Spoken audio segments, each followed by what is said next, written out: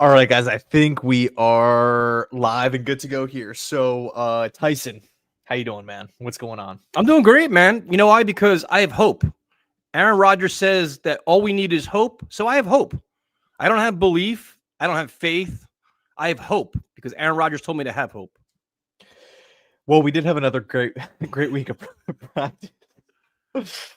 I mean, Can we just say I told you so, or is it too soon? Or is it too soon in the show to say that? Because what did we say last week? And we got ripped for it. Was the prototypical same old Jets off a mini bye, off a win on the road, always have a no-show performance.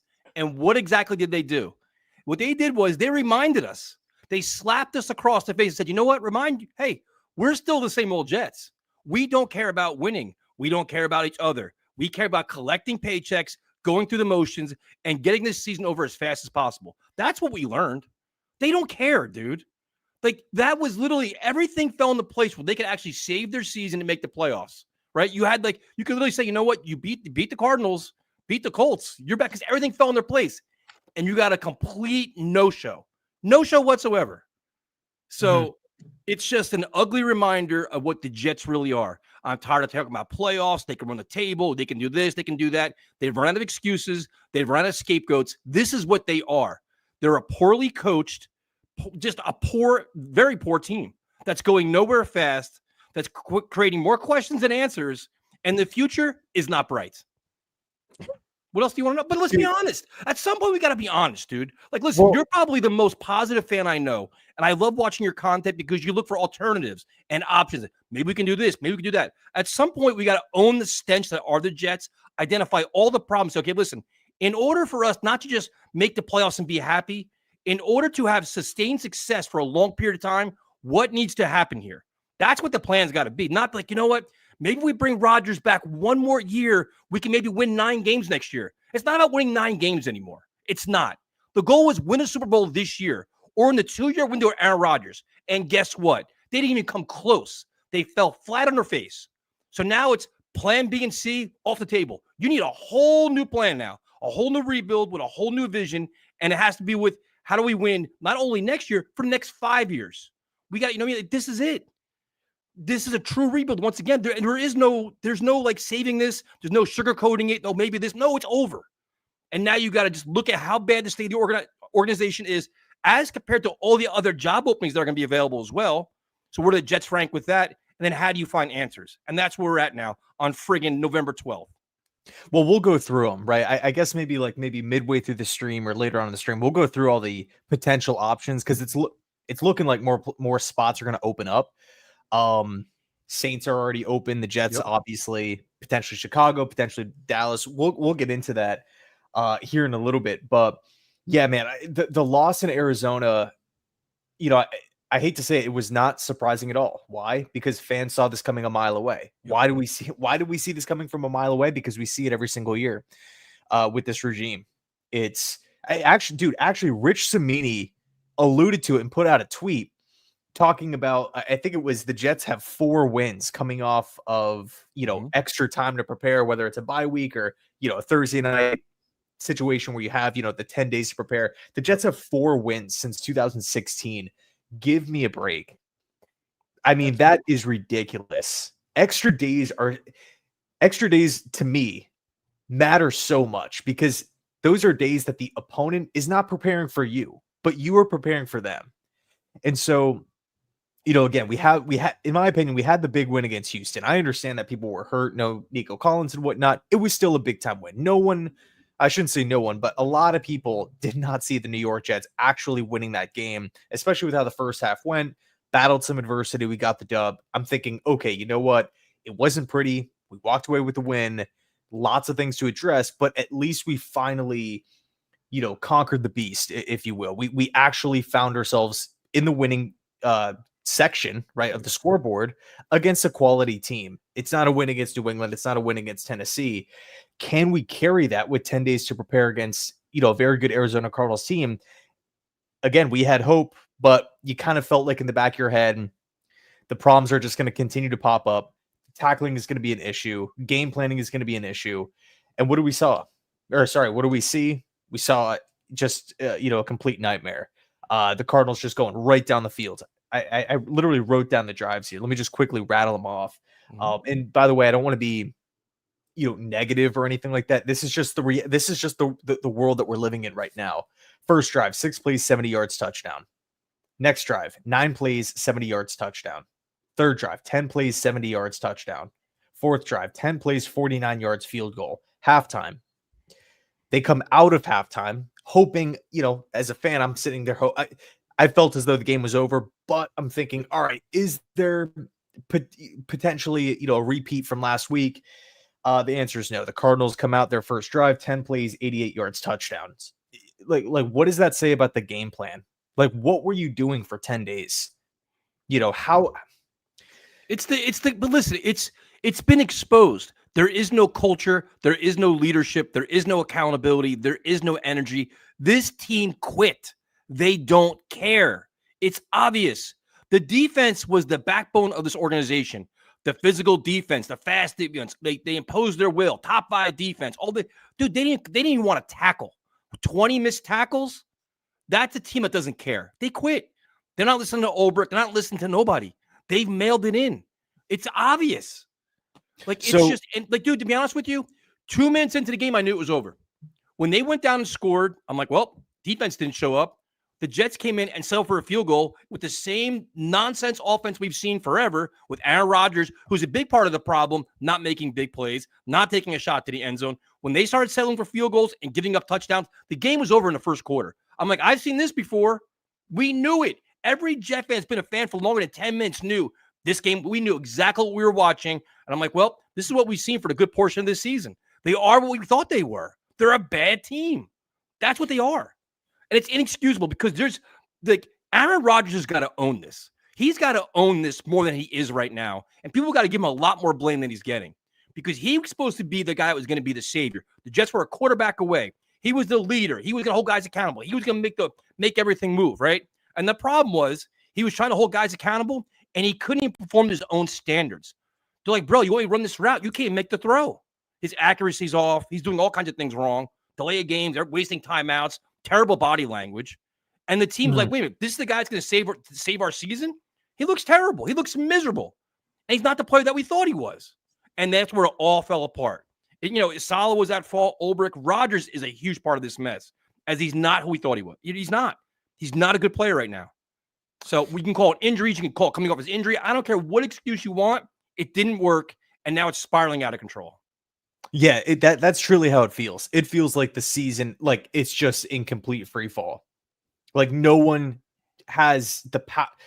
It's frustrating because you would like to think Jeff Ulbrich has some power, Joe Douglas has some power, Aaron Rodgers has some power to at least, grab the bull by the horns and try to, get it moving in the right direction. But it's not the case. And, like you said, dude, it just seems like everyone is checked out. I shouldn't say everyone, but the majority of the team is checked out.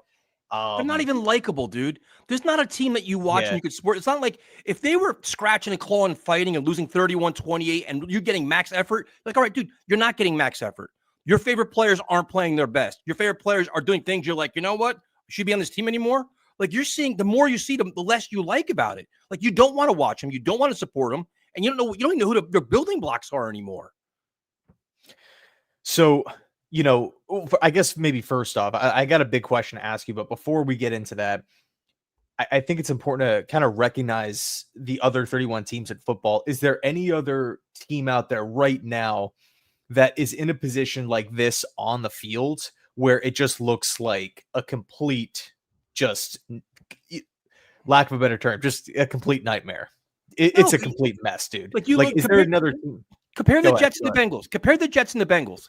The Bengals are a playoff caliber team that are playing good football and getting a lot of bad breaks. But you have a belief in them. Like, you know what? Like, they could run the table. They could turn around. I know the schedule, but they're playing football where it's like high level. It's just unfortunate. The Jets aren't doing that, dude. They're not even competing. So, you know what I mean? That's the difference. Like it's like you watch the Jets play. It's like a whole different ballgame than the rest of the NFL. It's like you're watching the college game, the pro game. The Jets are college. It's just, the Bears are a mess. They fired their coordinator today. The Cowboys, Dak is hurt, but the Jets aren't giving you that high level of play. That's the problem. They're just creating more and more excuses, and they really shouldn't have any more left. The excuses drive me up a wall, dude. I'm so tired of the excuses. Yeah, the Giants are terrible. But Giants, the Bears, thing, and but the Panthers. thing, but one more thing though. Go ahead. The Go one ahead. thing about the Giants, and I hate the Giants, and they're the whole Daniel Jones thing.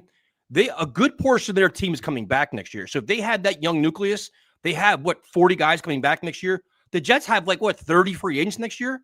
Like this, we forget this was our all-in year. We sold our soul for this year. We went out and got Reddick, Tyron Smith, Mike Williams, Javon Kinlaw. All these moves were for this run this year, and none of them worked. So not only is this year a disaster, you look towards next year, you have to rebuild your entire friggin' roster because these guys aren't going to be here. Plus, the guys that you do have here may not want to be here any longer because you have Garrett Wilson, Breece Hall, Sauce Gardner, Jermaine Johnson, all guys that can now negotiate next year. Quincy Williams, they'd be like, you know what? I want my money and I want to win. If you can't sell me a winning plan, I don't want to be here. So here's the big question. We know, based off of how the season is going, what's probably going to happen. They're going to miss the playoffs again, and there's going to be drama and storylines and excuses and finger pointing, and this guy's at fault and this guy's at fault. We're going to see guys getting fired. As far as the future of this roster, and it's really, it comes from the top, right? With ownership, is it going to be Woody? Is it going to be Chris making the decision? That's still up in the air. Nothing is confirmed with that. And of course, we have the whole Aaron Rodgers dilemma. I want to do a whole separate video on that, by the way, just talking about, the money. I mean, you actually texted me earlier on in the week, the cap breakdown, dude. I've been mad all week, dude. Yeah, dude. So it's a wild, time right now in Jetland. But here's the big question that the Jets have got to ask themselves, and they actually have to figure out an answer. I would say relatively soon, within the next 2 months here, before January. Do you want to not necessarily run it back with everyone, right? Kinlaw, Reddick, and stuff like that. But as far as the guys, the former first round picks, the Jermaine Johnsons, the Garrett Wilsons, the Breece Halls, the Gardners, the AVTs, that's another good example here. Do you want to move into next season and you're going through your coaching hires with the expectation of, hey, let's do this quick turnaround. Let's shoot for the, that wild card spot and, really try to, make Band-Aid signings and try to keep this nucleus together? Or are you in the, maybe under the mindset of, let's look at this team as potential trade assets. And if these guys don't want to be here and or they want big money, they want these, crazy contract extensions, but we can maybe trade one and get a second round pick, trade another, get a first round pick, and just start fresh, new GM, new head coach. I know you've gone on a tirade about no one wants to come here. Well, but it's a very fair question. The first question is, who's the quarterback? Because you have Tyrod Taylor next year, so that could be your bridge quarterback. Can you win games with Tyrod Taylor if he stays healthy? Maybe.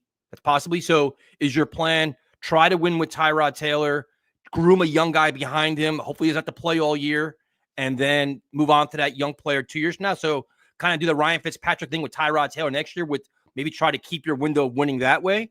But the question is, who's going to want to inherit this job? What's the vision for the guy that comes in here? But that's the question. Do you want to come in here and say, to me, Aaron Rodgers isn't an option. I think at the time is done. Either let him retire or trade him. Do you honestly want to see him come back next year? Because I think bringing him back next year, nobody's going to want to inherit him. Totally. I mean, I feel like we're having a bunch of different conversations, but this is just the state that we're in, right? This is just how bad the situation has gotten with this team. We're talking about GMs. We're talking about ownership decisions. We're talking about Rodgers. We're talking about the cap, future, the vision, the identity, all at once, because again, it's just such a mess. But I guess let me frame it and by the way, Palikar, I appreciate you, bro. Thank you so much. AR lamenting low energy. He sets the tone. Shake my head. Yeah. I mean, the body language on the field is just terrible. The throwing the arms up, the eye rolls. It just, do players want to play with someone like that? Whether it's Aaron Rodgers or Pat Mahomes or Josh Allen or whoever, anyone that kind of has that. I mean, Brady had some weird mannerisms towards the end of his career, but there seemed to be a standard with Tampa and the Bucks, and Brady, you kind of felt like was holding up his end of the bargain. Whereas with Rodgers, even when guys are open, sometimes it's a turnover, sometimes it's a poor throw, it's a pass that sailed out of bounds. But let me really frame the question like this: you're the owner of the Jets. What are you doing in the offseason? Like for macro perspective, not necessarily give me GM names, but just like, where do you envision this team in 2025? What do you want to see? I would recognize that this team needs a complete overhaul in terms of leadership and culture and to learn how to win. And I need a prominent NFL person to take this organization over, a la Bill Parcells back with the Kotite days, to save my organization. Because my organization is going into the wrong direction quickly, and it's probably the laughing stock of the NFL in many circles, right? So I would realize, like, I need somebody that can save my organization, that's been there, done that, and knows how to win. There's not a lot of those guys out there. We missed some of them last year. Harbaugh, Sean Payton, guys like that. And then it's like, so what will it take for me to get them to come here? Is it money? Is it conceding power? Is it stability? If it says, hey, just think, for example, John Gruden wants to come here, but John Gruden wants full saver personnel, and he wants an 8-year contract, and he wants $17 million a year. Is Woody Johnson willing to do that? But saying, like, coming to here, you're going to want to be paid significantly because you're inheriting an entire mess where the odds are stacked against you because nobody else really saved us before. So for me as an owner, I'm like, you know what? Whatever it takes to get this cleaned out, it's got to be a big-time head coach that has to do it. However I can get him in here, I'll do that. Same thing with a general manager, man. But you have to be willing to concede power, pay money, and offer up a contract. Like the Panthers did that with Matt Rule way back when, because they kind of believed in him. But it's going to be like the Broncos with Sean Payton.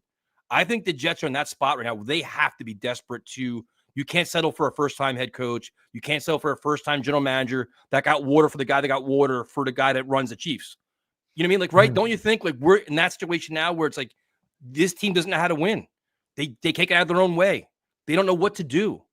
You need legit guys now. That's my first step. Find legit guys. Well, I'll say this, right? And I think you make a great point. In regards to finding that prominent voice, whoever it may be, I think what is alluring about the Jets job, of course, right? The money is going to be a factor. However you want to cut it, it is, a job where you literally become a millionaire. So you are going to be paid in one way or another, paid well, excuse me. Number two, it is one of 32. And I understand it might not be as good as, some of the potential openings out there, but it is still one of 32. You got to think that there's someone out there with belief in himself. Give me a shot. If I can, become the head coach, I want to be the one to turn it around. So that's the second point. But the third point, which is the, the point that you just made, is the whole power dynamic. If you can sell the Jets job as you not only are just coming in and being the figurehead as head coach, but this is your team. Of course, your staff and your vision, and you're the head coach, and with that, and everything that comes with that. But you have more power. You're going to set the tone. You're going to have a say in X, Y, and Z. A say in draft meetings. Say in free agency talks. Right? Free agency blueprints. The future vision. You are going to be, again, like you said, dude. Sean Payton has. You kind of feel a little bit more power in Denver. Jim Harbaugh has a little bit more power with the Chargers. There are these jobs out there. Bill Belichick was like that with New England. And I think he's probably going to want that in his next destination. Not, linking the two, Belichick and the Jets, but, I think you make a great point. And I think that in and of itself is a solid selling point where the Bears, are they going to offer you that? Are the Cowboys going to offer you that? No, with Jerry Jones and stuff. So I do think they have that asset in their back pocket. How valuable is that? Of course, there has to be someone looking for that power. But I do think that's a great point that you made about, potentially selling the organization as you get more power here. If you want a full takeover job, this is the job for you. Yeah, I agree. But I think that if you're a first-time coordinator, like, are you going to bank your resume on taking a shot on the Jets, or go somewhere with a little more stability, with a better better quality team, better quarterback, a less meddling owner.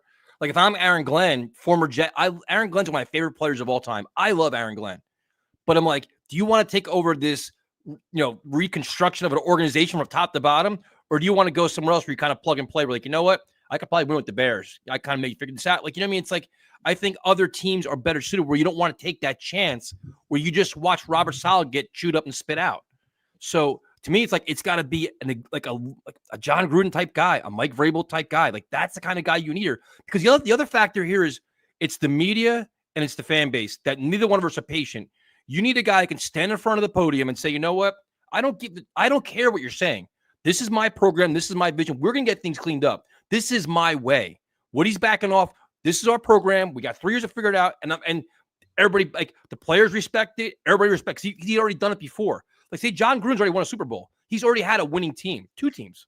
You know what I mean? Like I saw the one comment, like to bring in Pete Carroll as like a head of football operations, a guy that's been there, done that, and has a winning mindset, that knows winning when he sees it. He knows bad things when he sees it.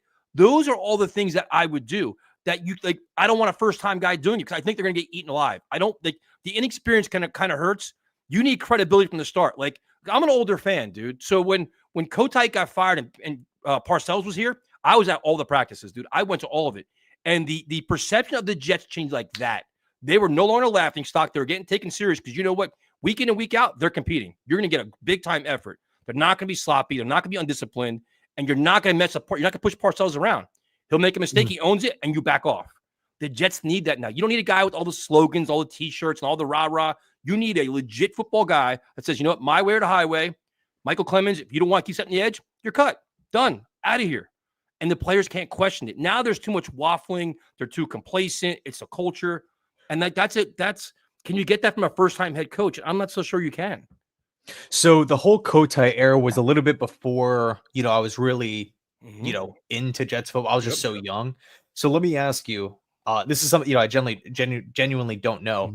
What was the feeling? And maybe, of course, it's not going to be the same because, in 2024, we have social media and, we have these platforms and whatnot, all these, all the fans can connect and whatnot. And, by the way, I appreciate everyone stopping by, hanging out here, right? Tuesday night, Jets are, continue to find ways to be the laughing stock of football. But, you guys are here hanging out and chilling. So I appreciate you guys a ton. But what was the, and then Nasir, by the way, thank you so much, dude. President of Football Ops, Pete Carroll.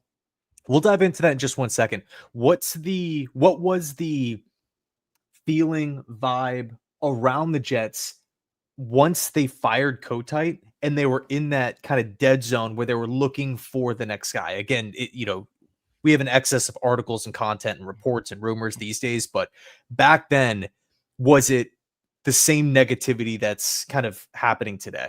The Jets were a rudderless ship under Kotite. They were blowing leads left and right. They were sloppy, undisciplined. They were like a laughing stock, man. They just couldn't get out of their own way. The minute Parcells came in, it cleaned it up. They were in shape. They were physical. Penalties went down, and the quality of play just changed everywhere. The respect of the Jets changed everywhere. It was like night and day. It really was. It was amazing to see. It was exciting as a Jet fan because you had something to believe in. It's similar to Rex. When Rex, the same kind of energy around the Jets where they expected to win. They expected greatness. Like that was their standard. I had a chance to interview a lot of those guys, Marcus Coleman, Aaron Glenn, Victor Green, all those guys. And they all talked about it. When you walked in a locker room, you knew damn well you better be early.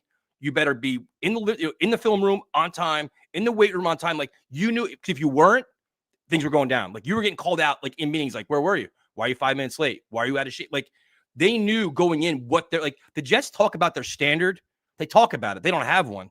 That team under Parcells and other coaches, they had their standard where it had to be met or you were gone. They would cut you. But before the hiring of Parcells, so you know how you're always talking, right? No one wants the job. The perception around the Jets is horrible. The ownership is horrible and whatnot. When the Jets moved off of Kotite, again, I don't know. I mean, I would assume that it wasn't. They fired Kotite on Monday and they hired Parcells on Tuesday. Was the perception around the team, who the hell wants to come here? And Parcells stepped up to the plate and said, give me power, give me this opportunity. I'm going to turn it around. Was that the feeling? Yep. They knew they had to, man. They knew they had to swing big because they were just lost.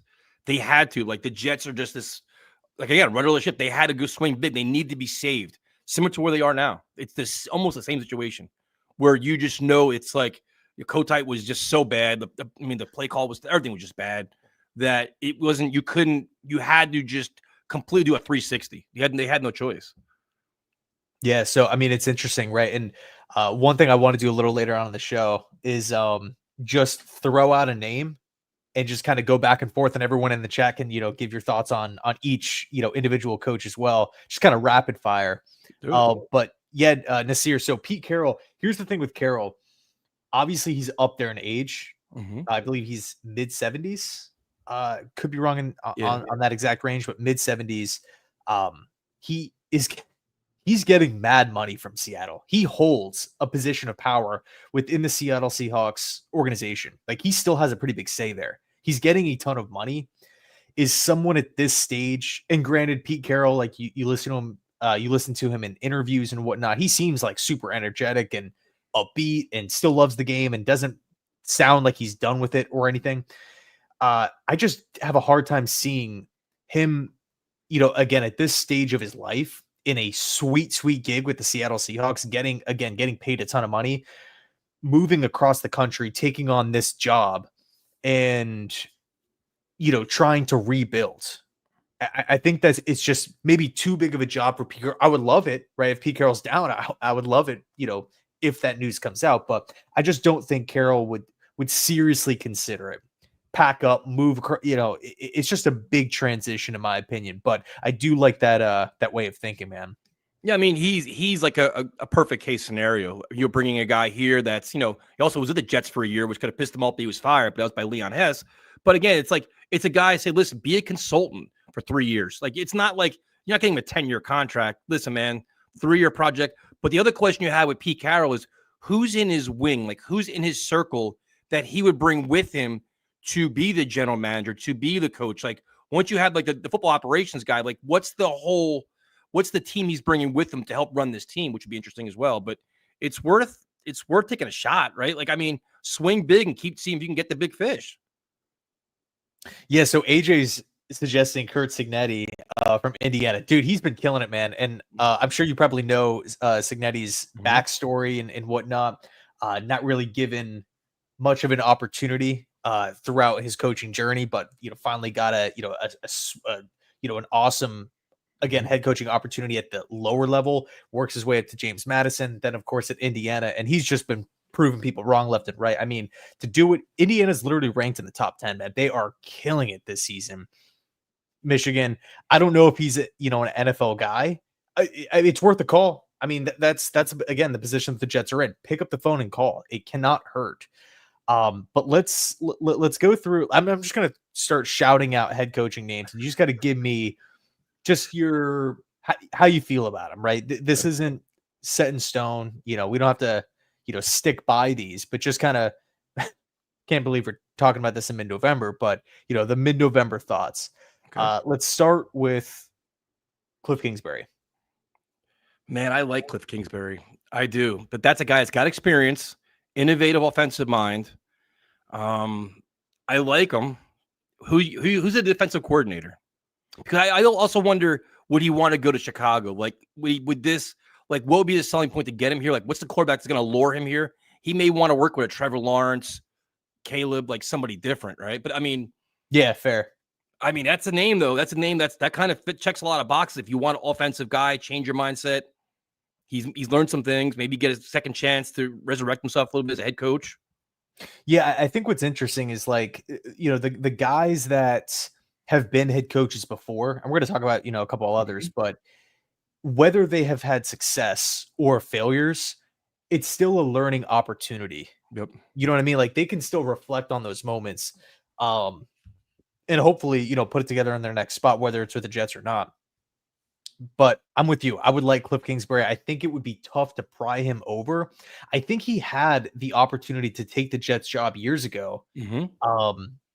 During the, believe it was the Gase cycle, and he chose the Cardinals. Yeah, I think it was what him, Todd Monken, Frank Reich. They were all in that, weren't they in that coaching carousel? I think they were. I Or think, was I think Eberflus was in the mix too, yeah, as a potential interview, yep, interview candidate. Um, and that's also, I think, the season where Mike McCarthy became available from Green Bay. yep. But in any case, yeah. So Cliff Kingsbury, I'd be cool with it. Let's talk about, hmm, let's talk about Brian Flores. That's a guy that I know you like, and a guy that has resurrected his career. I mean, he's obviously suing the NFL and has all the things going on with the Dolphins, but great defensive coordinator, no nonsense guy. You don't like the way that things ended with the Dolphins, but if you want to say you give a guy a second chance, he kind of fits the mold, man. Where like the players, the Viking players love him on defense. Now, Mhm. again, is like with Kingsbury, it's like, okay, offensive mind, who's going to be your defensive staff? This one's going to be like defensive mind, who's going to be the offensive side is going to bring with them. Like, who's that coordinator? That's like, he's a respected guy, though, man. He kind of fits the mold, too, where it's a no nonsense guy with the program, hopefully learn some lessons. Yeah, He's got to be on the list, dude. He has to be. dude, I like Flores a lot, man. I think that it's interesting because I don't know if Flores is going to get a lot of head coaching opportunities, like actual job offers. But man, if he's in a position where he can take the Jets job and he wants the Jets job, by the way, he's from Brooklyn. I Mm-hmm. think that would be awesome. I mean, he knows the Patriots inside and out. Obviously, head coach with the Miami Dolphins, so he knows this division really, really well. Has a head coaching experience before where he wasn't horrible. I know Tua had the whole thing. I think he Yep. literally said that he was a horrible human He or did. He did. something like that. Flores took the high road, so that he could have done, some things differently, which I could respect. I think it would have been a little weird to see Flores like go back at Tua Yeah. and, to try to, just, to get even with them.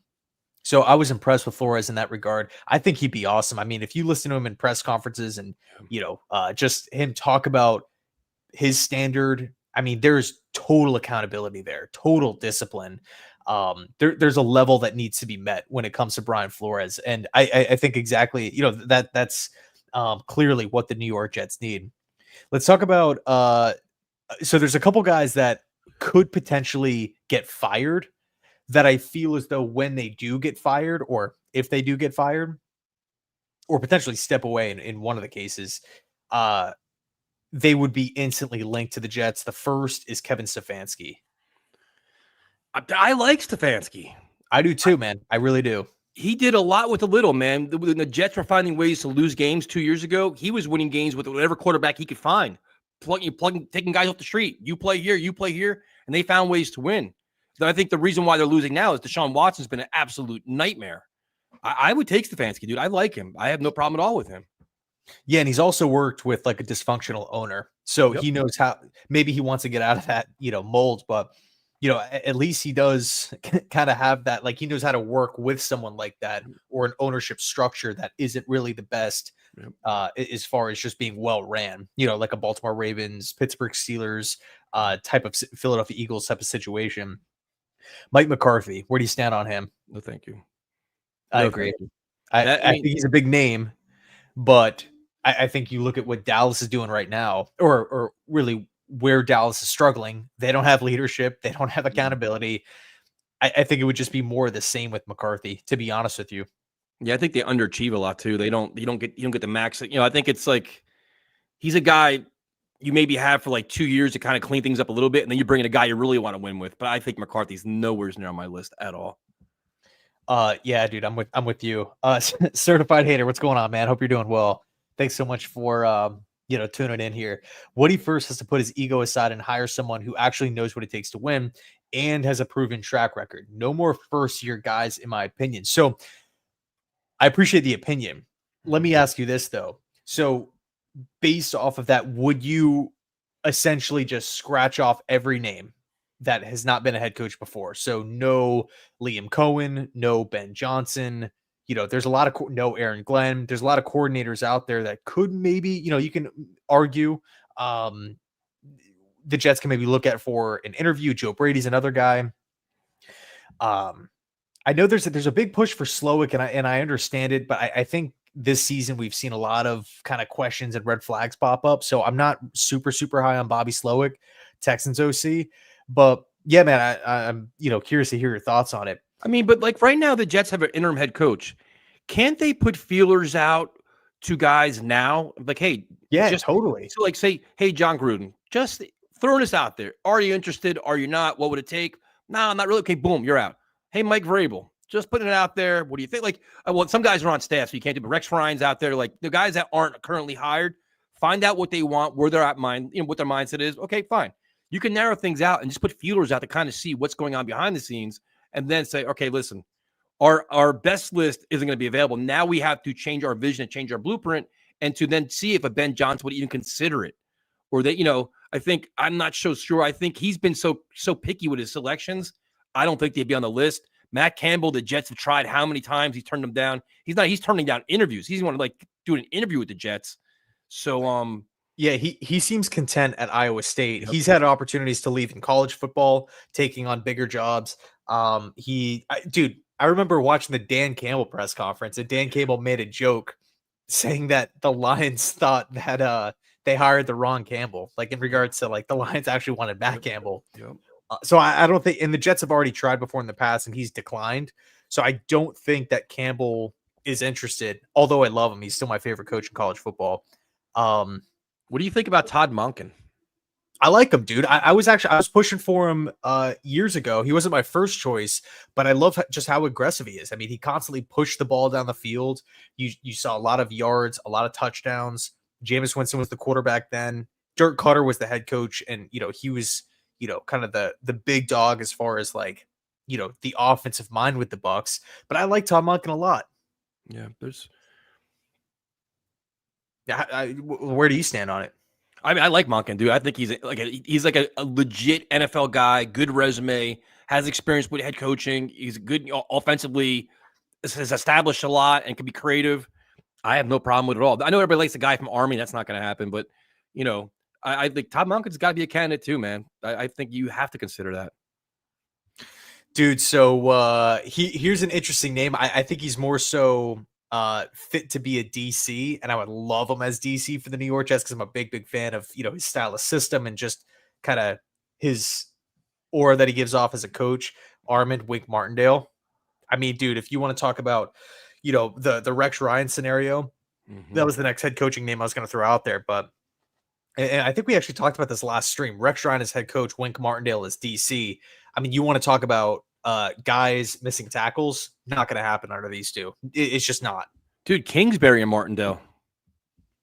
Yeah, dude, that'd be sweet. And I don't know if you caught this, but so Martindale's over at Michigan right now. He's Michigan's DC, and he was interviewed, and he kind of took a shot at the Giants. I love it. So I wonder if Martindale just because you don't make that comment if you're completely satisfied on how you were let go.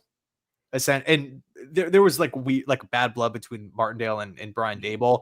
I wonder if Martindale deep down said, is thinking to himself like, hey man, if I get another opportunity in the NFL, I'm gonna seize the opportunity, take advantage of it. What better team than the Giants kind of in state rival? That to me is a cool storyline. Oh, 100% as a coordinator, I would take him in a heartbeat, dude. I love that aggressive, crazy defense. And I would take Daboll too. You would take Daboll? I would not take Daboll. I like Brian Daboll. I do. I like the way I like what they're doing. I think they're just stuck with Daniel Jones. Daniel Jones is terrible. And why are they stuck with him? Because they gave him that terrible contract and they keep force feeding him on the field. He's just not a good quarterback. He won the playoff game. They gave him the big contract. They brought him back. They had to play him. He was their best option. And then he got hurt. DeVito came in. Now this year that we're watching him just trug through it, but now it's like, all right. I don't know. I like the Daboll's not high on my list, but if he became available, I'd consider him, man. I like the way he handles stuff. I do. See, I prefer him as an OC. I think if Joe Brady gets a job, Daboll goes back to Buffalo. But I don't know. The whole Daniel Jones thing to me is weird. Because at least for me, the offensive-minded coach that was hired to fix the offense for the Giants all of a sudden has no say in the quarterback position, no say in Jones' contract extension. I mean, they have Drew Lock as a backup. He's not absolutely terrible when it comes to backup QBs. And, we just see it time and time again, this Giants team losing, I want to say almost every single Sunday. But, I guess he does check the box of knowing the AFC East and having head coaching experience. It just feels a little too much like Gase to me. That's fair. Just offensive mind, known for like innovation and quarterback play, but the wins aren't really there. And then he would just get the Jets job like immediately after being fired. That's fair. Let's see here. I'm trying to find some more suggestions. The biggest one in the room that everybody's talking about is a guy that's actively campaigning for the job now, and that's Rex Ryan. Where he's supporting Woody and ripping the Jets coaching staff and everything else. He loved being a Jet. He's proud to be a Jet. And the thing is, like, he's knowing Woody Johnson, man, where he wants to sell tickets. He wants to get the fan base back. Everybody hates him right now. That's kind of a move that even they're definitely going to interview him. You know that. But what do you think about Rex, dude? Like, I think there's a lot of good with Rex. You give Rex a win now team. You have some confidence and a quarterback that can play. You have some confidence. You give him a rebuild. I don't have as much confidence. I think with Rex, he checks the main issues he checks the boxes of the main issues that I have with this team, which again, do we have a leader? No. Do we have a standard? No. Do we have, someone to hold players and coaches accountable? No. Rex would come in and do those things. Mm-hmm. I think the version of him that we see on ESPN is a little bit different than, Jets head coach and Bills head coach Rex Ryan, but like, and also, it's tough to blame him because he is on TV and, he's a main kind of role with ESPN. But I think if the New York Jets, if news comes out in the offseason, the Jets hire Rex Ryan in some fashion, whether it's head coach, whether it's DC, whether it's as a consultant to find the new guy, I got to say, I'm going to be like Rex brings, to me at least, he brings enough positives to where I'm gonna look at it with me being open and just kind of honest. Like, I'm not gonna hate it, dude. To be honest, I think Rex really could bring some positivity and bring some. Rex is an adult. Bottom line, he's an adult in the room. The Jets don't have any adults in the room right now, and I really like that. But so then, we can all, it's safe to say right now, Ulbricht's getting fired. You're not keeping him here. He's not gonna be your head coach next year. Once the Jets are mathematically eliminated, where they're legitimately out of playoffs, like what, one more loss, I guess, right? Is that when you're kind of figuring out, like, how many more losses? 1 loss, 2 losses? If Rex is truly a guy that you want to consider, then once they're mathematically eliminated, and that's a guy you say, you know what? He could probably say this, or I'd bring him in then. Like, I would literally say, Ulbricht, we're going to clean up. Bring in Rex now to start assessing what's in the building in real time. Like, while this team is actually playing, say, you know what? Let me see what your work ethic is in the weight room. Let me see what your work ethic is studying tape. What's your game preparation like? What are you playing like in the game? And if you give Rex, say, 4 games to work with this team, it's a head start for next year when you're making your player evaluations, personnel evaluations, looking at what system works best for what. That's what I would do. If you're going to go that path, I'd accelerate it. Once they're mathematically eliminated, listen, Ulbricht, we appreciate your help, man. But you tried. We're out of it. We got to bench Tyron Smith. We got to play the youth here. We got to play the young guys. We don't want to put you through that. Let's bring in the guy that's going to be leading us going forward and start it earlier than later. Yeah, man, it's an interesting take. One, I think defense, because I admittedly have questions about Rex. I have questions about the quarterback position. Can he develop a guy? Can he hire a competent offensive coordinator? Can he have sustained success on the offensive side of the football? We saw glimpses, when he was here, but let's be honest, it was pretty much the offensive coordinator having to do everything. Now, that's not inherently a bad thing. I think if we hire Cliff, it's going to be the same situation, but flipped. We're going to have to, hire DC to handle the entire defense. Same thing with Brian Flores, right? He's going to need an offensive coordinator, but under Rex and Todd Bowles and Robert Saleh, you just get the feel that they offered nothing. Like, they had zero to offer to one half of the football. Sure. And that to me is problematic. But in the defense of Rex Ryan, and if you have that maybe fear or question in regards to Rex, you can say he's been out of football for a long time. He has connections. He's, say what you want about, him being one of the talking heads on ESPN, he's still involved with the game. He's still watching very, very, very closely. It's not like he's just, out golfing on Sunday and then just is like reading from a script when he shows up. So you would like to think, okay, you know what? As much as Flores can grow as a coach in just a couple years, as much as Cliff can grow in a couple years, why can't we have that same argument for Rex? And he's been out of the game for how long? 8 years? I mean, who knows? There's, and we talked about some of the OC options last stream. Yep. Which with guys like Greg Roman and stuff like that. Are they the perfect A+ hires? No, but they're at least like respectable, like veteran coaches that really understand football. So Rex, honestly, wouldn't be, in my opinion, he would not be a bad option. I would not be furious if the Jets hire Rex Ryan. I simply wouldn't. No, I mean, I wouldn't be furious. I'd understand it, and it would serve a lot of purposes. You just hope he learned his lesson, and you got to figure, like, he wants to win so bad, man, and he wants to be back in the NFL so bad that he would have to have a plan, a blueprint for his offense. Like, listen, I know the rap on me is my offense sucks, and I don't know what I'm doing, but I'm going to offset that rap by here's my vision. Here's how I'm going to get rid of that tarnish on my name by here's my offensive staff. I'm like, all right, now I can buy into this. Like, he's a smart dude, man. Like, he's got a lot of guys where it's like, you know what? I learned. I self-evaluate myself. I know where my weaknesses are. Here's how I address them, and show us what you're made of, then.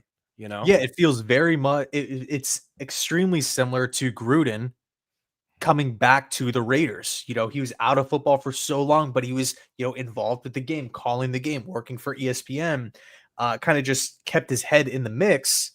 And all of a sudden, boom, he gets whatever it is, the $100 million deal or whatever it was from Oakland or Vegas or whichever. Now, But I have one question. Is the Aaron Rodgers factor to me, I think, is a lot. And my first fear is that when the season's over, he's not going to give the immediate I retire. He's going to be like, you know what? I'll talk to you in the spring, which is going to piss us all off to no end. But if Aaron Rodgers does, for whatever reason, which I think he's not going to do this, but if he does say, I'm coming back next year, I want one more chance to be fully healthy. I have an entire offseason to be rehab. I'm not coming off an injury. I want to redeem myself.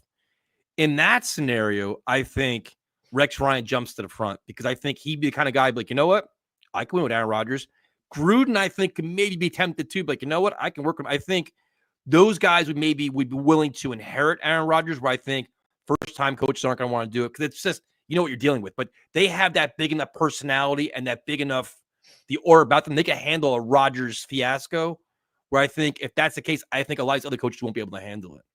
That's an excellent point. I think, to kind of piggyback off of that, Rex and Gruden won't be afraid to get on Rodgers in practice. What was that throw? What's this read? No, we're not going to be throwing our hands up because you missed a throw. I understand the pass protection wasn't there. You don't, this negativity is not going to fly. Whereas, and I don't know this to be a fact, but if you are a first-time coach, a Liam Cohen from the Buccaneers, and Aaron Glenn, we didn't see it from Saleh. We're not seeing it from Ulbrich. We're not seeing it from Hackett. Not seeing it from Downing. It's who's going. Man enough is not really the right term, but who's going to be the guy to step in and say, you know what, this is the New York Jets. We're not a joke, and this is my team. I'm putting my stamp on it, and we're moving forward. And I got to be honest, when I listen to Rex talk about the potential of him like re-getting the job, or if he had that opportunity, like it fires me up. Like you can tell, like he has that pride, he has that energy, and I think another benefit that Rex has, not to keep harping on Rex Ryan here, but another benefit that he has is he's not with the team. He doesn't have to worry about like Stefanski's with the team. McCarthy's with the team. Kingsbury's with the team. All these guys are with the team, and they have their head in their playbook, practicing game planning, calling games, whatever it is. Rex Ryan can assemble a literal full staff right now and have them on standby, have them on the back burner, and position themselves to the New York Jets, where if Woody does pick, or Chris Johnson, if they pick up the phone and they say, hey, Rex, we're going to give you an interview. Rex can come to the table and say, this is who I am. You guys know me. This is, of course, the standard that's going to be set. This is the plan, like you said, dude. This is the plan for the offensive side of the football. Mm-hmm. With Rodgers, without Rodgers, draft a quarterback, whatever. And here's my entire staff. This is not going to be hire me and then over the next 48 hours, we're going to be just making calls, seeing who wants to come here. No, everything is in place. And he can do that now if he wanted to. Yep. So he probably already has. But the one caveat to this, and this is assuming that Aaron Rodgers does come back because the cap hit's crazy and everything else, is that Woody Johnson has to back off and let Rex be Rex in terms of how he wants to coach his team. And that includes Aaron Rodgers. Aaron Rodgers is no longer the savior of the team. So it's like, listen, if he wants to get hard Rodgers, you can be hard on him. He can't. Rodgers can't run the show anymore. Now you're a member of the team, and Woody has to concede that, where Woody can't meddle. Be like, you know what? Well, Woody won't be. Well, again, it's not confirmed. But you know what I'm saying? Though, you know what I'm saying? Though, that's the only thing. Whether it's probably Chris Johnson, obviously. But listen, Rex, you're here. You coach how you think is best. If that means be hard on Aaron Rodgers, fine. If that means you got to bench Aaron Rodgers, so be it. We want you to instill your program and your integrity and your mindset to this team with no feelings involved here. You know what I mean? That's the one thing where Jets ownership's got to back off a little bit now and let coaches coach. Totally, man. Totally. So certified hater, I appreciate that. You don't have to keep sending in money, dude. I prefer an experienced guy to become a head coach first, or, I prefer an experienced guy because a first-time head coach might fall into the pressure of Woody's ideas and be afraid to say no. I mean, yeah, you can make that argument with Saleh. That's what happened. It's tough to say. Only the insiders have the info on who made the specific decisions to, sign this guy, draft this guy, fire this person, all that stuff. But no, that is an excellent point, right? If you're a younger guy and you're coming in first time, kind of wide-eyed, I don't want to say deer in headlights, but this is your first rodeo. It's you don't want an owner kind of getting into the day-to-day, if you will. You need to have your role. Whereas, as Tyson was talking about before, a proven guy is going to say, no, Woody, you just give me the money so I can go out and sign the players I want. The one guy, and we're talking a lot about coaches, the one general manager I want to get your take on that nobody really talks about is Louis Riddick. What do you think about him, man? I think he's a very powerful personnel guy, very big personality, a no-nonsense guy. And I think he'd be a kind of guy that if you put him in charge of your organization, would probably be a no-nonsense, kind of hold a lot of guys accountable and set a different tone for your organization. What do you think about him?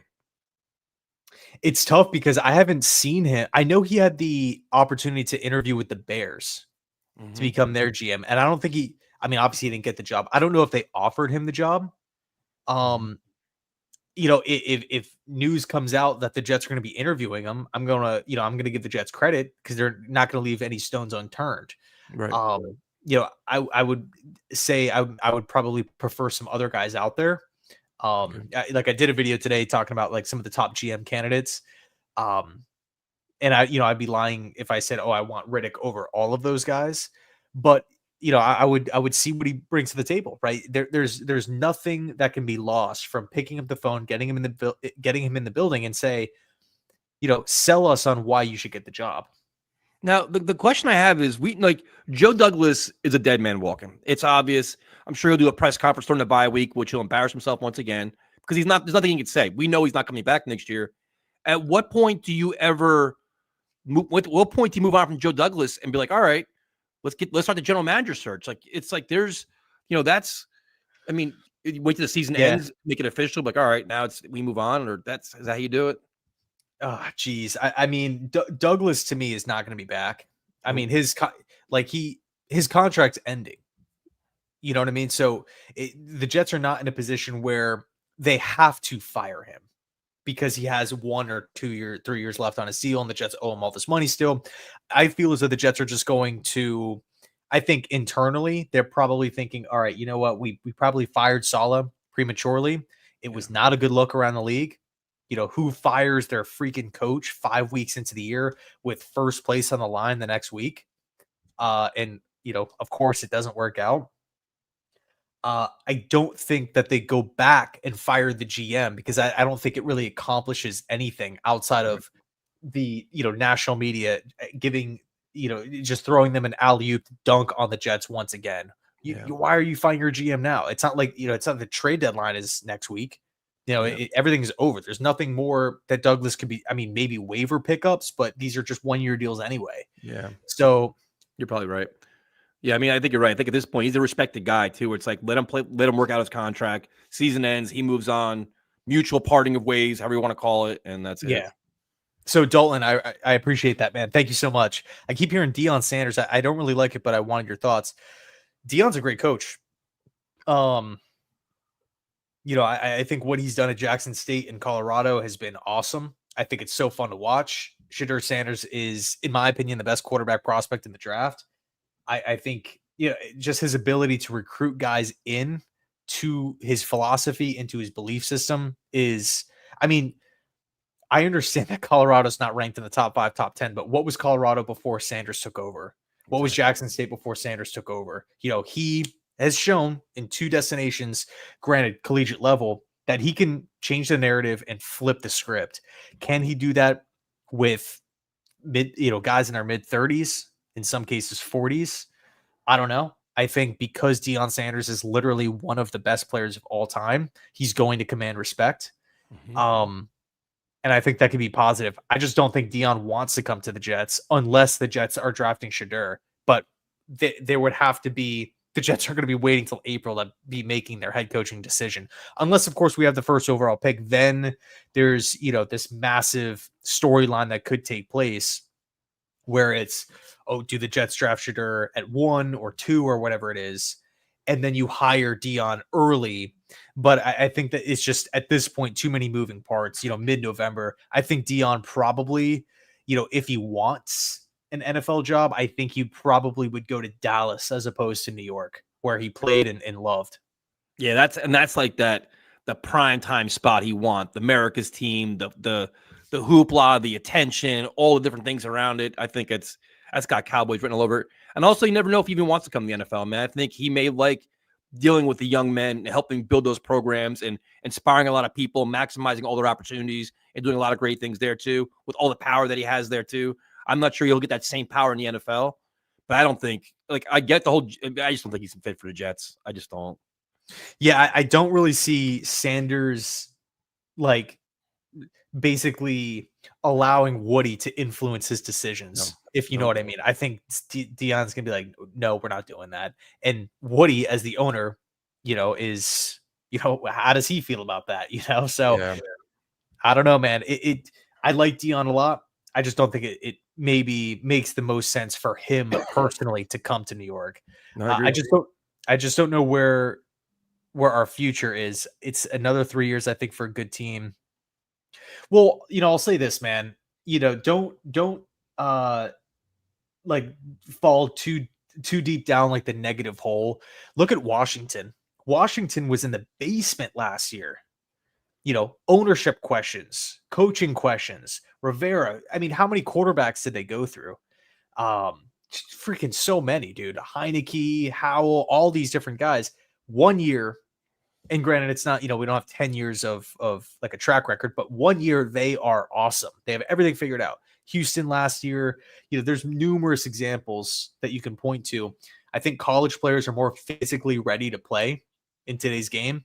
And I think the coaches are adopting more collegiate ideas and philosophies. So when you have these two parties kind of coming closer and closer together, that typically, common sense would say, okay, you're going to see quicker turnarounds. It's not going to be a 4, 5, 6 year rebuild. No, I'm not saying rush the process if it doesn't happen in 2 years, but I'm just saying it could be done. Don't, I don't want you psyching yourself out and getting, all negative. And it can be done, but look what spearheaded all those movements.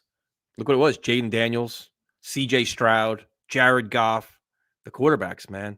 The quarterbacks make an enormous difference when you want to get a rebuild starting the right way, where the guy comes out and plays high quality football that's spearheaded by a very good quality coach, D'Amico Ryans, like Dan Quinn, Dan Campbell. It's the perfect combo. Look at the Buffalo Bills. The Buffalo Bills were terrible forever. They get Josh Allen, they get McDermott, it changes. It's the coach and the quarterback. That could change things instantly overnight if you had the right mix. You just got to find them, and that's the challenge the Jets have right now. Yeah, but it can be done, is the absolutely point. Chargers might lose Minter. Thoughts as head coach. So Yeah, I think he's definitely going to be getting some head coaching interviews. I mean, the Chargers defense is no joke. No joke, dude. I don't know if you've seen any Chargers football, Mm-hmm. but man, from a defensive standpoint, they are fun to watch. Anytime Harbaugh steps in, both sides of the football are just they play fundamentally sound. Yep. There's not mistakes. There's not just boneheaded plays. There's not confusion, wasting timeouts, delay of games. It's just not. Harbaugh's on a completely other level. So I think it's interesting. Definitely worth an interview. I don't know if he'd be my first candidate at this point in time. That might change though. It's interesting that a lot of Jet fans are mentioning defensive coordinators where the offense had been the biggest problem for his team for a long period of time. I'm not saying it's a bad thing. Like again, I love Aaron Glenn to no end, love the guy. But like Flores, Aaron Glenn, a lot of these guys are defensive minded guys, Rex. It's like Well, interesting. yeah, no, I think it's interesting, but it's not like we just have. I think a lot of these defensive guys are coming into the building or coming to the interview table with the checklist of I'm a leader, I'm accountable, I'm holding people accountable, and my staff, we're going to be leaders within this team. Right. That's the attractive traits that I feel like a lot of people like. And then you throw on top of it, the defenses are stacked and they're producing really well. Yep. So I mean, and can anybody really blame Jets fans? I mean, the leadership of this team over the last 6 years has been absolutely terrible. No, I get it. I agree. I just think it's funny because for so long, we need an offensive guy, we need an innovative guy, and now it's like we're looking for like the respected disciplinarians that are on defense to kind of bring in the whole rebuild, which is interesting. But I mean, I get it. Listen, I wouldn't hate names we talked about. I wouldn't mind any one of these guys. Yeah. So Jay Taylor, I appreciate you, man. Thank you. The game is so far past Rex, it would be a bad idea. Hey, it could very well happen. You never know. Rex get the job and look terrible. I kind of think that's what's happening a little bit with McCarthy. It's just, they lose Kellen Moore, you know, they lose innovation on the offensive side of the football. They kind of just, it seems as though the Cowboys have just run out of answers, and it's But spiral. Go ahead. no good, no good, good. No, I was just gonna say it's spiraling downwards, and there's no one to really get the ship going, on the right path. Because you see the same comment about Rex that you have about Gruden, and I actually watched Gruden's YouTube channel, and the guy is literally breaking down games, X and O's, both sides of the ball, offense, defense. He lives for the game of football. So like, oh, the game's passing by only because he hasn't been in it. That's why people are saying that. But you can still have that passion, that energy, and drive. And I think with Mike McCarthy, time away may have helped him. Would have helped him more if he was out for a couple of years, resurrect yourself, come back. You got to think like maybe the game didn't pass Rex by. Maybe he had to learn that he had to adjust himself and improve on both sides of the ball to be a better head coach. So just because he's not coaching doesn't mean it's passed him by. It's what he's done in that meantime to make himself a better coach. I'm trying to think of other examples of coaches that had some success but ultimately got fired, and they were out of football for a long time, and then they got back in outside of Gruden here. And I'm talking like recent memory. Like Dick Vermeil was one. Yeah, okay, dude. So Jesse Minter, yeah. So we were just talking about that. Yeah, look at the Chargers defense right now. They're flying, dude. They're flying. Of course, it helps that their offense isn't turning the ball over and making stupid mistakes, but the defense is legit. I think it's guys like Joe Gibbs, Dick Vermeil, I guess coaches like that, right? Pete Carroll, that's been a while. Orgeron. Yeah, he his style would be unique for the NFL. I haven't really thought about Ed Orgeron in a no. in an NFL type of organization. To me is like a great motivator for young men coming out of high school, that 19 to 22-year-olds.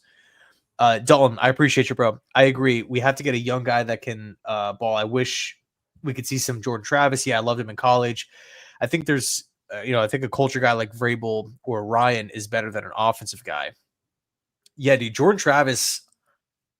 It's going to be interesting next season. I give him a shot to win the job, assuming that Rodgers isn't there. But I think with Travis, at least, I'm kind of just treating it like Bryce Petty. Like, if he shows something great, if not, hey, it is what it is. Late round pick, can't really practice. It's not like he has the biggest arm or the biggest, body, back there in the pocket. But hey, if he comes in and he's looking good in practice, then give him a shot. I think it's a really good point about culture guy. The Jets need a culture guy in the worst way. You need a guy with a legitimate program, no nonsense, a lot of discipline, a lot of accountability, because you got to clean up this mess like as soon as possible. Because it's just there's too many things going the wrong direction. Too many players are getting comfortable doing the wrong things. That's got to be cleaned up. Lane Kiffin, I think Lane is done with the NFL. I think if we do see Lane leave, I was thinking Florida made a lot of sense for Lane Kiffin, but it's looking like they're going to stick with Napier.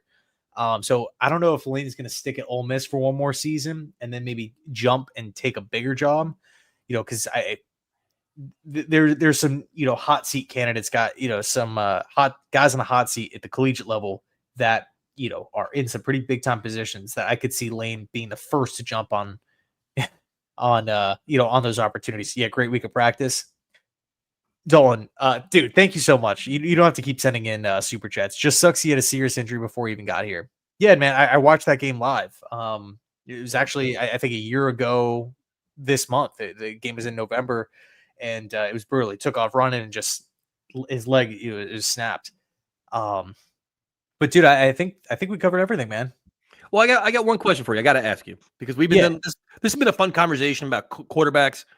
What is your take on Sauce Gardner right now? Because he's a player that we thought was a building block, all pro his first 2 years, one of the best corners in football. And we were like, man, like he's a Jet. He's one of like lifelong Jet. Give him, $100 million contract, making the most highest paid corner in football. This year happens where you're like, all right, tackling is kind of an issue, technique kind of an issue, no big plays, some big mistakes. Now he's on social media talking back to fans and stuff. Kind of disappointing. And you're almost getting like Jamal Adams vibes a little bit now, where it's kind of disappointing, where I'm like, all right, is he a product of a really bad Jets culture and a lot of losing, where you bring in a Gruden or Vrabel or Ryan and things change right at the bat and he's back to where his ways? Or is he just, this is trajectory of like, it's just, he's arrived and it's not really getting what you want? Like, what's your stance on Sauce Gardner right now?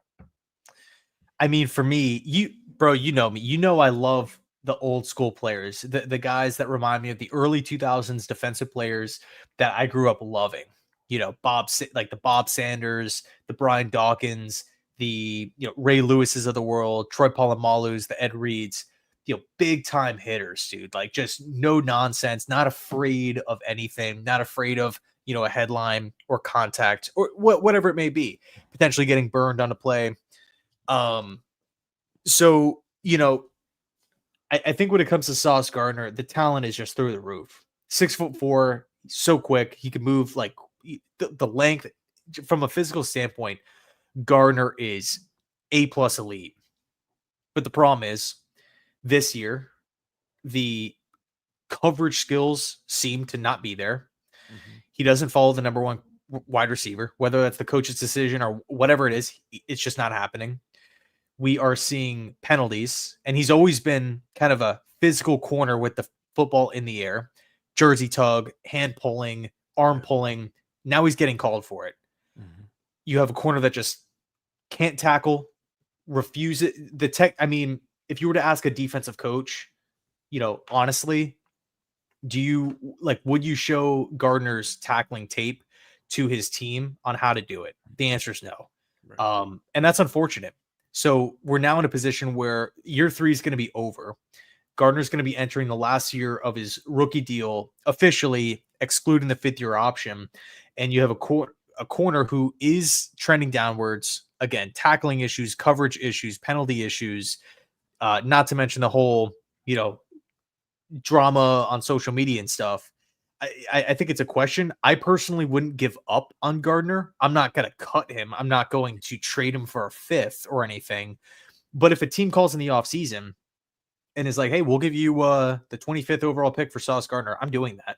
I think, at what point do the Jets look at their guys on their own roster and say, this is not getting it done? As much as we love the potential, as much as we love the names and the notoriety and, the fanfare that comes with all the stars, Devontae Adams included, at some point, if teams are calling about these players, or you want to go in the full rebuild, right? You want to hire a new GM and a new head coach and give them 5-year deals and just say, hey, you know what? and of course it's still up in the air because we don't know how the rest of the season is going to play out. Right. But let's just say we finish with the top 10 pick. I'm not opposed to fully blowing the thing up and restarting, trading some of these good players, giving your new GM with a new plan and a new vision extra ammo to go make it happen. Now you can argue Joe Douglas had the same treatment, trading Sam Darnold, trading Jamal Adams. He had the extra first round picks. He's had all these guys and it's still not there. But this is football. You got to keep, swinging away. You're not just going to strike out looking. So that's kind of my take. Go ahead. No, I'm with you. And I think that what I look at now in a lost season like this is who's rising to the challenge and scratching and clawing, still trying to win games, and who's just becoming a guy and giving up and quitting or not giving your best effort. Like, what leaders are emerging? Like right now, like Garrett Wilson gets a lot of credit from me because he's still fighting, dude. Like he's still out there. You can see he's still trying to win. Quincy Williams, a guy like that, still cares. Like guys like that, you're like, all right. Sauce, to me, what he's doing right now is rubbing me the wrong way. Where I'm like, man, like you're becoming part of the problem now. You're becoming part of the culture that we thought you were going to change. You know what I mean? Now, a guy like Gruden Rex can maximize him. I think the biggest concern I had with Sauce is that when you watch the breakdown from Brian Baldinger or even Dan Orlovsky, it's technique, dude. Like he used to be like a master of his craft, like working on technique, and his technique is like it's regressing now. So where it's if you're going to be in a true rebuild, and I think it's two things. It's the player and it's also the money he wants, where he's going to want that $30 million a year. Not worth it. Is it your best allocation of resources with the team that you have? And the other thing too is we don't know what kind of defense is being brought in here too. Is he going to be a good scheme fit for our defense too? Where it's like, you know what? You just paid Michael Carter. DJ Reed's going to probably be gone, but there's a lot of different things. Like I don't like how many true building blocks, like guys that are must-haves on this team next year. I mean, Quinn Williams isn't going nowhere. Tippmann, obviously, but like how many legitimate guys are you saying, you know what, we can't lose these guys next year? How many do you think the Jets have right now? I think right now, the guys that I just, let's just put the contracts aside for a sec. The guys that I want on this team next year, Quinnen Williams, Quincy Williams, Jamie and Sherwood, Jermaine Johnson, Will McDonald, Garrett Wilson, Braylon Allen. Again, contracts aside, some of these guys are going to be here for sure, like no question about it. But those, to me, are the guys that I'm saying to myself, you know what? They are safer players, high floor players, but also high ceilings. I feel as though I know what I'm going to be getting from them. Not all of them have reached their ceiling, and I can still build around these guys. Everyone else, if a team calls, I'm not going to say no, he's unavailable. No, not doing it, right? If take your pick, right? A team calls and says, "Hey, we'll offer you such and such for Devontae Adams." I would listen in the offseason. If a team calls and says, "Hey, we'll give you a first round pick for Sauce Gardner," would you do it? I would say, "Hey, let's continue talking here." I think the Jets have a lot of holes. I don't think, like when you talk about like team needs, we need defensive tackles. We're going to need more depth at edge. We are going to need, in my opinion, at least two safeties. Three, but I want Jalen Mills back. And again, some of these guys are going to be under contract. Breece Hall, of course, is going to be here still. Tyrod Taylor is on a 2-year deal, so you do have a stopgap there. Olu, of course, is going to be here. But as far as the guys that could potentially get moved, Garrett is the only one where it's like, it's just it would kill me if the Jets traded him, because you watch him in post-game interviews and in the practice kind of media scrums and everything, and you could just tell the losing is just getting to him. It's just eating at him, and he's such a good player. Like I feel as though he's doing what he can to find a way to impact the team. I mean, he's putting up great numbers this season. I personally, I wouldn't rule it out, but for me at least, the compensation needs to be high. It needs to be high if I'm parting ways with Garrett Wilson. I want to re-sign him. I don't want to give up on these young guys, but at the same time, you have to kind of counter with, of course I want all these talented players here. Of course I want to assume that it's all going to work out, let's just say it does. Let's just say every player with the new head coach turns into an absolute beast. Well, now you have to worry about paying Gardner $30 million, Garrett Wilson $25 million. Yeah. Are you going to re-sign Jermaine Johnson? Are you going to re-sign Brees Hall? Are you going to re-sign AVT? We still don't have a long-term option at the quarterback position. The Rodgers money that we still have to figure out. Not to mention a starting tight end because Conklin's a free agent. Not to mention the defensive tackle, position. We're going to need 2 guys there. And again, what happens at the safety position? There's a lot of DJ Reed's a free agent, so another corner. We have a lot of vacancies that the Jets have got to figure out in the next 3 years. I think we can do that. So it's really just the question of, do you want to keep the young guys, not necessarily as a group or not, but just, you can go down individually and make, each case. But that to me is the question. Do you want to keep them and hope in most cases they turn it around? Outside of Garrett, I think he's doing a fantastic job. But in turn, you have to pay them a ton of money. Or would you rather maybe try to get out in front of it, move them as, moves for the next general manager and the next head coach, kind of stock the draft? Because we gave a high pick away for Devontae Adams. We gave a lot to Green Bay. We gave a high pick to Philly for Hassan Reddick. We're going to need to restock these draft picks.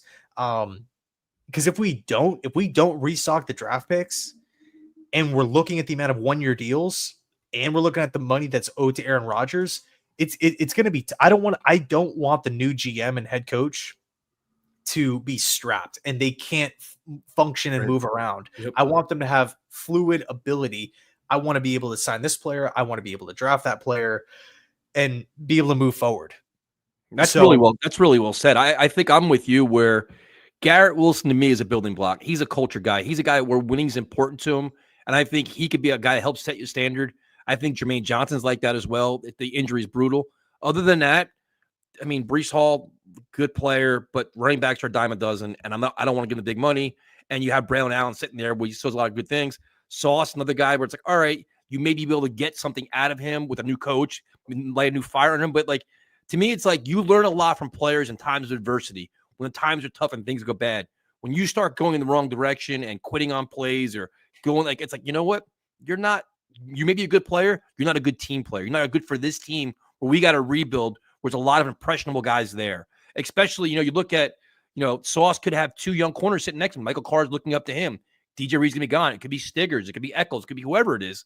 I just think, and it's a shame that we're here. We're even talking about this, but it's going to come down to what are your resources in terms of your salary cap and how many needs do you have?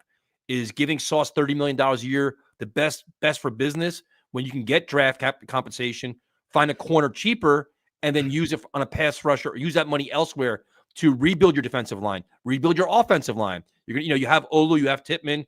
You got to have to find. Simpson's going to be here, but you need a whole right side of the line. Morgan Moses will be gone. AVT's probably going to be gone. You're not going to pay him. So that money's got to be allocated elsewhere, and it's going to be starting in the trenches. So it's going to be interesting, man. This general manager in this job is going to have a lot of tough decisions. But I'm like you, though. You can't give them a list like none of these guys can be traded. No, you got to be pretty open-minded now and be really honest about what they have and what they need and what's the best bang for your buck. Listen, dude, if we were a 12-win team, a 13-win team, even a 10-win team, it would be different. I'm like, you know what? You got to blow me away with a trade offer. But the reality is, we're how many games beneath 500? Mm-hmm. When was the last time we've been 500? Yeah. It's been freaking years, dude. So, for me, and I'm not trading Olu. I'm not trading these guys on rookie deals, Braylon Allen. But for the Gardners and whatnot, where they're approaching their end of their rookie deal, it to me at least comes down to what would you rather have? The potential of a great corner on the outside at the cost of, let's just call it $27 million a season. Yep. Because I don't think, unless he turns it around next season, I don't think he gets the highest corner back. I mean, you cannot justify that based off of what we've seen this season. Would you rather have that, take the chance on it? Or would you rather have a hole at corner, but now the financial flexibility moving forward and a draft pick or 2? I didn't think that the Jets were going to get 2 first-rounders for Jamal Adams. Yep. So, maybe the Jets can do something like, I mean, it actually kind of brings me back to Revis, right? When we think back to that, Revis is literally, dude. And I mean, you don't need me to tell you this, but Darrelle Revis is literally one of the greatest Jets of all time. He's one of my favorite, if not my favorite player I've ever seen put on a Jets uniform. He was elite. And the Jets still, so on the field, off the field, we had our answers. We knew how good of a player he is. Franchise cornerstone, like literally Hall of Famer, right? Yep. And we still could not find a way to get a contract done. So with Gardner, you don't have the clarification of Revis on the field. Revis was just top dog, dude. Yep. Top dog in so many different categories. God, I loved him, and I was so pissed when we traded him. But, of course, I knew the situation that the Jets were in. Obviously, they trade him for a first. They go, they move him to Tampa. They get again, the first round pick in return. They try to replace him with Milner, which obviously did not work out. Right. But I think the philosophy was okay by Tannenbaum. Let's flip the player. Let's not worry about the money. We can now use this money that we're going to pay Revis at other positions, and let's just go draft someone at the position and hope we can get, a solid piece there. So I think that, is kind of a similar position that we're in right now. But again, the difference with Gardner is that DJ Reed is the number one corner on this team. Bingo. Right. And the play of Revis was just unquestioned. Whereas the play with Gardner right now, a lot of fans, it's fair to ask the question, hey, what's going on here? Yeah, no, that's the thing. There's no, like, you knew what you're getting with Revis week in and week out. That's like, he was that guy. And this year you don't see many of those guys. Excuse me. So yeah, it's tough. And also, last point here I want to make. I don't want the Jets to keep players that don't want to be here. Bingo. I think that's, another point with the whole Jamal Adams thing. I was the biggest Adams fan, dude. I love Jamal Adams. LSU, love the pick. He was my number one player that I wanted the Jets to get realistically at the time. Just what he was able to do in the Todd Bowles system, just such a versatile player, like just down by the line of scrimmage. He can just come up and stuff the run. He can go attack the quarterback. I just felt as though he was just such a tenacious player, and he just felt like he was the heartbeat of the defense. He was definitely the heartbeat at LSU, and obviously early on with with New York. But you could tell like the losing kind of got to him, the headlines kind of got to him, and all of a sudden it's time to pay one of the best safeties in football. I would say at the time he was a top 3 strong safety in football. Yep. And the Jets were like, you know what? We're just going to move on. We're just going to recoup some extra draft picks, not have to worry about that money. Seattle can go and worry about it. They end up re-signing him, and they, ultimately regretted the amount that they gave him. So, you can, talk about, positive examples or negative examples, whatever, like only Tom is going to tell with Gardner. But, to me, at least, it's a situation to monitor. And I think there just has to be that flexibility. At least if I was the owner, I'm again, if we were 13 wins, I'm not moving these guys, but we are horrible.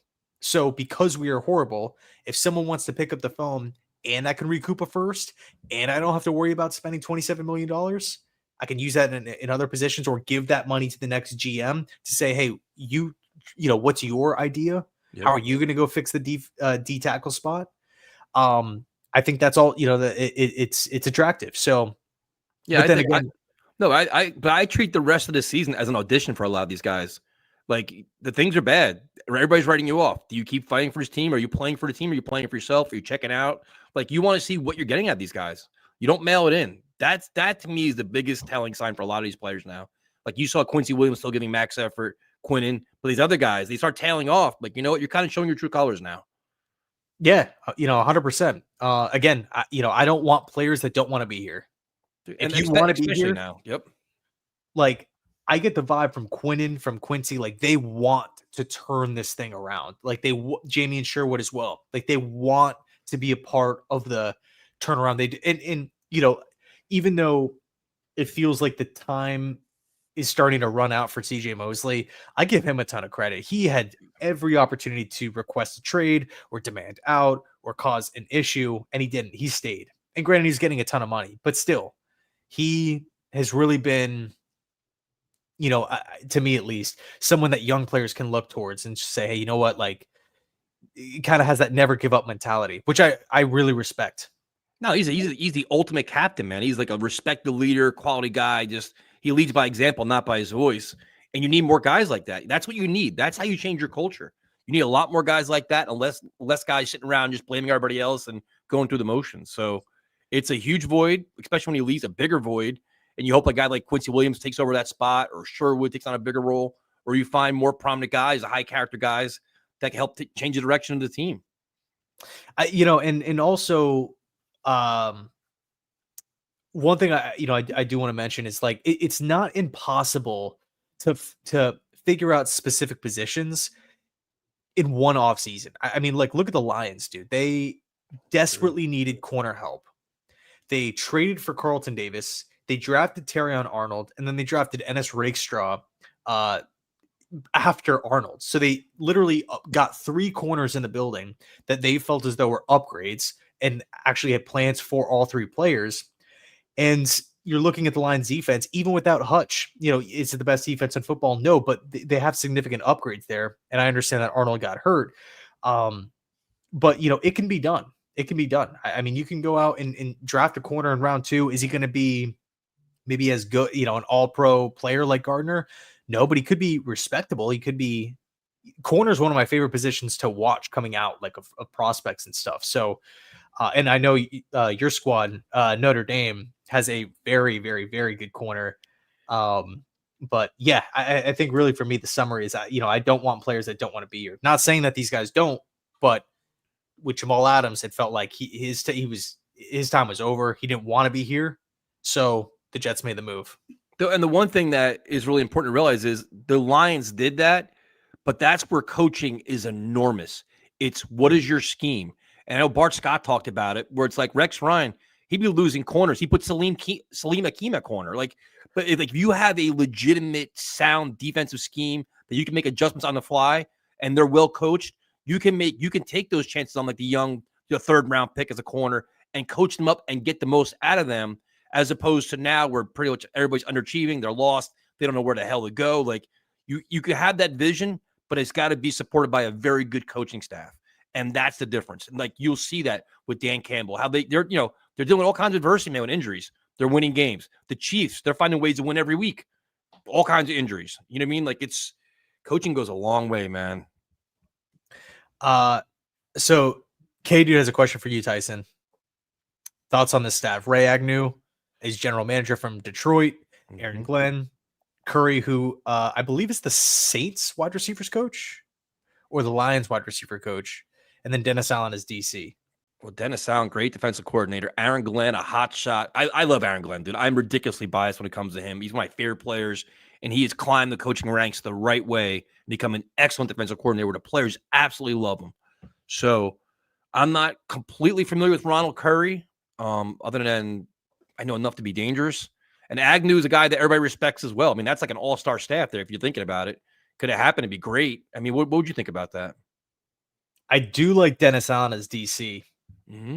That dude, like, from a defensive standpoint and just defensive standpoint, he really knows defensive football. Yep. And he actually, one of his strong suits, I know we're just talking about corner, is developing corners, developing DBs.